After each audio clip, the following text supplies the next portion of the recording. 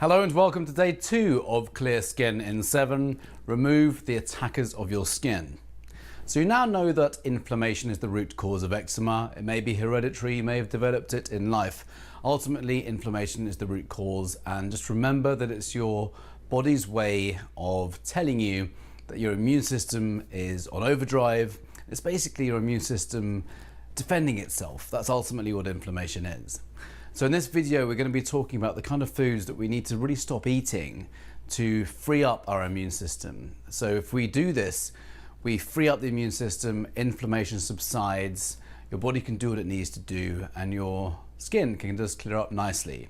If you don't do this, if we continue eating the foods that trigger it, it's just going to be a real challenge to get rid of the eczema, and it's going to be, we're going to have to resort to using skin creams that never really treat the root condition. So this video is really about removing those things, removing those culprits that cause your immune system to be in a state of constant defense. So what often happens with this cycle of eczema is we get stressed. So we seek comfort food to instantly give us that pleasure, take us away from pain. That comfort food, whether it's sugar or bread or alcohol, will then create more inflammation in the body, which creates irritability of the skin. So you get more itchy. The eczema gets worse, and the fact that the eczema gets worse then creates more stress in your mind, because you're stressed then about the eczema getting worse, and then you seek more food to take you away from that stressful feeling. And it's like a downward spiral, and it's vicious. It's a vicious cycle, and that's something we need to really break in this section. So in order to do this, the first thing to do is to take out those things that cause your body to be in this state of defense, which cause the inflammation. In the presentation leading up to this course, you'll have seen me talk about wheat and dairy. So wheat, as a reminder, is very, very different compared with what it was like 10,000 years ago at the start of the agricultural industry. The modern hybridized wheat grain is inflammatory for most people. It causes inflammation of the gut. The gluten, the protein found in wheat, causes inflammation of the gut. The lectins, the phytates, these are anti-nutrients. They have been dubbed or called anti-nutrients, one of which prevents the absorption of minerals into your gut. So you may be thinking you're getting all these vitamins and minerals from other food sources, but if you're eating it with bread, often those minerals can't be absorbed. So you really need to take out the wheat from the diet. Not forever, I'm just saying, for the next 7 days at least, take it out and just see how fast the irritability of your skin or the irritation of your skin goes away. The other one I talked about was dairy. All we really need to know is, specifically cow's milk. Cow's milk is really designed for baby cows to grow fast. That's all we really need to know. It really is designed for that, and this is why many people are lactose intolerant. If you're lactose intolerant, which accounts for about 75% of the population, by the way, this means you can't break down the sugar in cow's milk. You don't have the enzyme called lactase, which breaks down the lactose in cow's milk. This is because when we are weaned off our mother's milk, that enzyme tends to just disappear. We're not meant to continue drinking this milk after we are weaned off it. Likewise, baby calves lose that enzyme. Not even fully grown cows, drink cow's milk. We need to stop doing that because it causes irritation in the body and, of course, on your skin. It's a trigger of inflammation. Some great alternatives to cow's milk are almond milk, coconut milk, rice milk. Don't drink soy milk. That's really bad stuff. But there's a few alternatives, and really try and get the stuff without artificial flavorings and preservatives in it. You can actually make your own almond milk, but I'm not going to tell you that recipe. I've never done it. I know lots of people who do it. I'm not a chef. You can check that out for yourself though. Whatever you do, always get the stuff with the least number of preservatives in it and always unsweetened. So wheat and dairy, for the next 7 days, take those out. The other culprits are trans fats. These are the really obvious deep fried foods, deep fried anything, whether it's donuts or things covered in batter. And I really want you to look out for things with hydrogenated oils in them, like margarines. These are an absolute prime suspect for inflammation. Many years ago, at the start of the kind of low-fat craze, all this butter was replaced with margarine. The process that hydrogenated oil goes through is just It's so barbaric when you understand what it does, the process that the food industry undertakes to actually create this. You'd want to take a massive wide berth. Simply put, these oils, which are more kind of liquid at room temperature, are heated to extreme temperatures under extreme pressure. A metal catalyst is added to it to make it more solid at room temperature. And then it's cooled down, and then that's added to various different things for longer shelf life to add to the taste. It's really horrific stuff.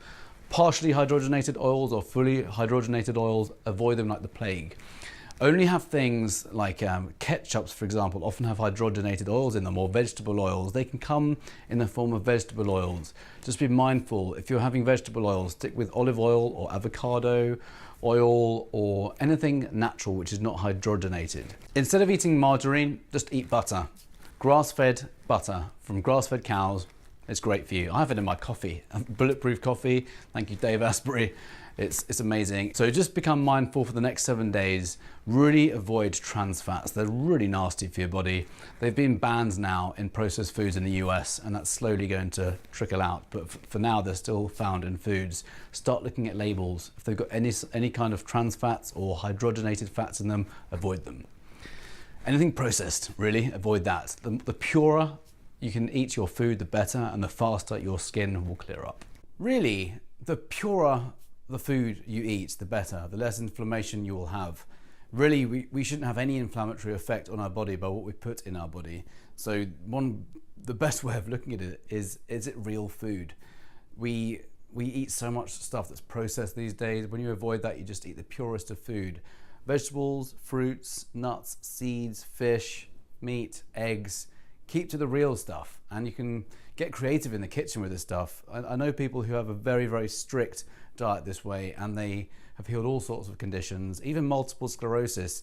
One friend has healed her multiple sclerosis living like this, and she has amazing food. So don't think of it as restrictive. Just think of it as like a new lease for no inflammation in your body going forward from this day forward. Next topic is sugar. You're not going to like this because we've all been brought up to consume sugar as a treat. There's challenges. A lot of us have it very regularly these days, and it's often hidden in foods that we eat thinking they're healthy, like breakfast cereals, for example, are often sweetened with sugar, and it's really, really inflammatory. The thing about sugar is when you consume it, your blood sugars spike very rapidly. When this happens, your pancreas secretes insulin to extract that extra blood glucose from your blood to prevent it from becoming toxic. It has a very, very important function, insulin does. The challenge is when this happens over and over and over again, you start to develop insulin resistance, and that's what leads to inflammation and type 2 diabetes and also lots of other chronic diseases. It's the consistent and overexposure to the hormone insulin that leads to a lot of problems.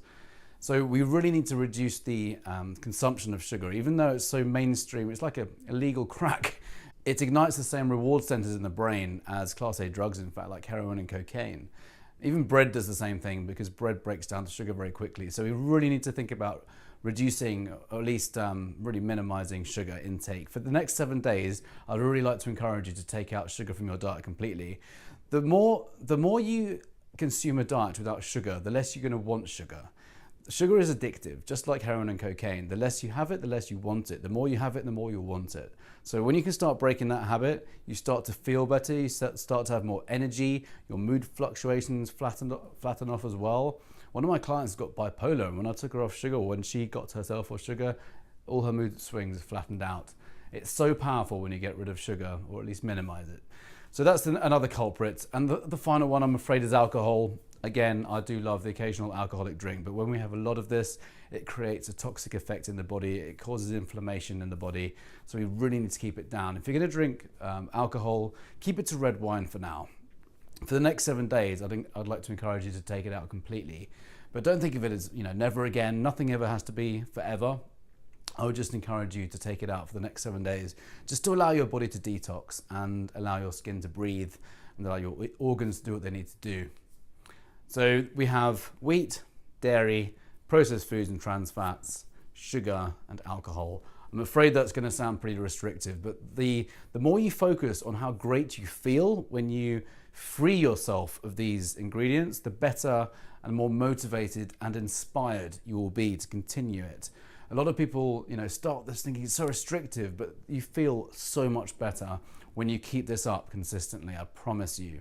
And again, it doesn't have to be forever. Just while your skin is clearing up, think of it that way. You're giving yourself a break. You're giving your body a break, and your body will love you for it.